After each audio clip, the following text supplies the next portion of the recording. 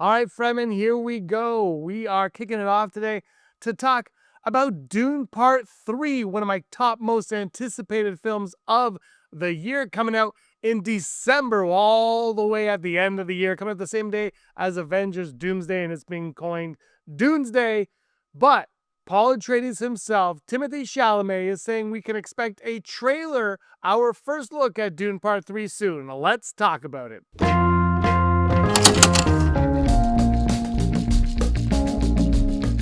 Hello everyone, welcome to Digital Charcuterie. My name is James. Thank you so much for stopping by. If you're new to the channel and looking forward to Dune Part 3, hit that subscribe button because I will be talking about it and discussing it with you all the time right here on the channel. I cannot wait. As I said, this is one of my most anticipated films of the year.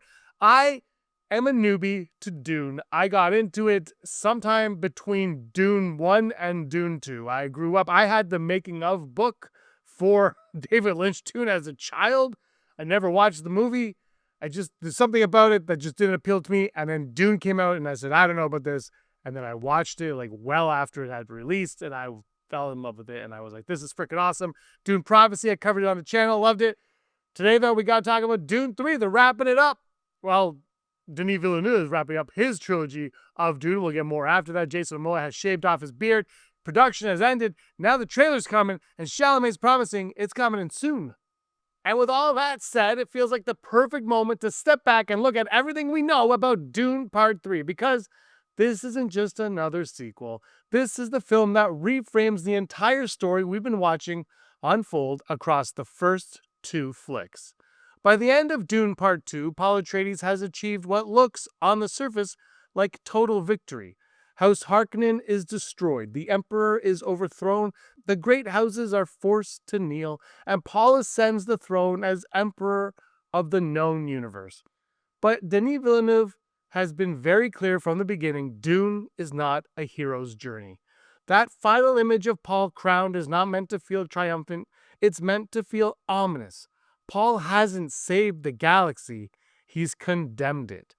Throughout the first two films, we watch Paul slowly move from reluctant heir to willing Messiah. In Part 1, he fears the visions of holy war carried out in his name. In Part 2, he begins to accept that the only way forward is to embrace the prophecy, manipulate the Fremen belief system, and become the listener God they've been waiting for. The moment Paul drinks the water of life, everything changes. He doesn't just see possible futures anymore. He sees the trap he's walking into and chooses it anyway. That choice is the entire foundation of Dune Part 3. The third film is expected to adapt Dune Messiah, Frank Herbert's sequel that deliberately dismantles the myth of the Chosen One. Set years after Paul becomes emperor, the universe now worships Muad'Dib as a living god. His Fremen armies have spread across the galaxy, enforcing his rule through religious conquest, and billions have died in his name. Paul knows all of this. He sees it, and that's the cruel irony of his power. He is fully aware of the genocide carried out for him, yet nearly powerless to stop it without causing an even worse future. This is where audiences who only know the movies are going to be shocked. Dune Messiah is not bigger or louder than Dune. It's smaller, more intimate, and far more tragic. Paul isn't a conquering hero in this story. He's a man trapped by destiny, suffocating under worship, and haunted by the knowledge that the future humanity truly needs is one he can't bring himself to choose. Villeneuve has openly said that without this final chapter, people might walk away thinking Atreides was right, and Dune 3 exists specifically to prove that he was not. One of the most important threads carried into the third film is Chani. Villeneuve's version of Chani is different from the books, and that final shot of her walking away from Paul at the end of Dune Part 2, arguably the most important moment in the entire film. Chani understands that Paul's ascension comes at the cost of truth, freedom, and countless lives. In Dune 3, she represents the human consequences of Paul's choices, standing in contrast to the political machine forming around him. At the same time, Irulan becomes far more than a background character. As Paul's wife in name only and a Bene Gesserit pawn, She sits at the intersection of power, manipulation, and survival, documenting Paul's reign even as others quietly work to undermine it. Behind the scenes, Dune 3 shifts from open warfare to quiet conspiracy. Multiple factions, including the Bene Gesserit, the Spacing Guild, and remnants of the old Imperial Order, begin plotting Paul's downfall. This isn't about armies clashing anymore, it's about control, perception, bloodlines, and prophecy. Villeneuve has hinted in interviews that the third film will feel less like a traditional epic and more like a political and psychological thriller where tension comes from inevitability rather than spectacle.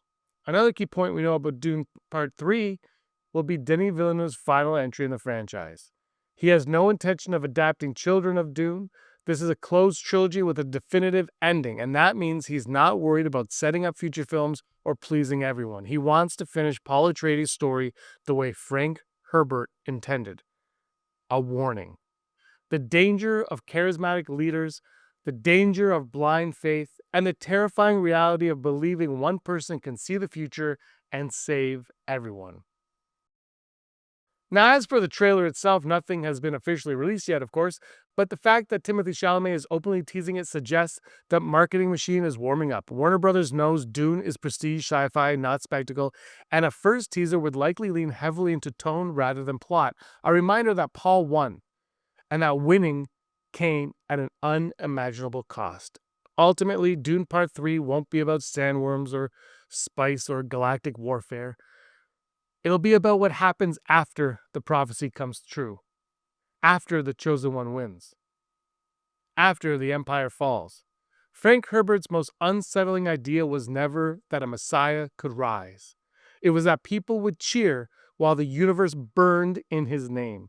If Villeneuve sticks the landing, Dune Part 3 won't just conclude one of the most ambitious sci-fi trilogies ever made, it will force audiences to look back at the first two films and realize the warning was there all along.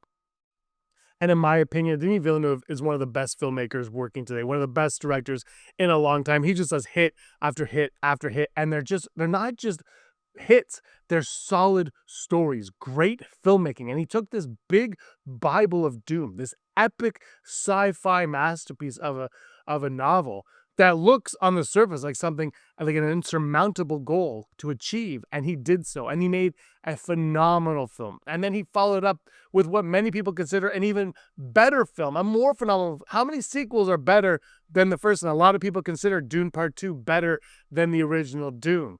And I cannot wait to see what he's going to deliver on Dune 3, because this one is the most complex of them all. There's a lot going on there. The Dune stories kind of go off in different directions, and I'm really curious to see what he's going to do, how he's going to pull it off, and what will be achieved in this. But we won't know until we even get a look at it, and that's not going to come for quite some time. We've seen like some little pictures here and there, but mostly it's just been of sand, right? And I can't wait to see what we're going to get in this teaser. I can't wait to hear the music and the cinematography. I'm really curious what it's going to look like.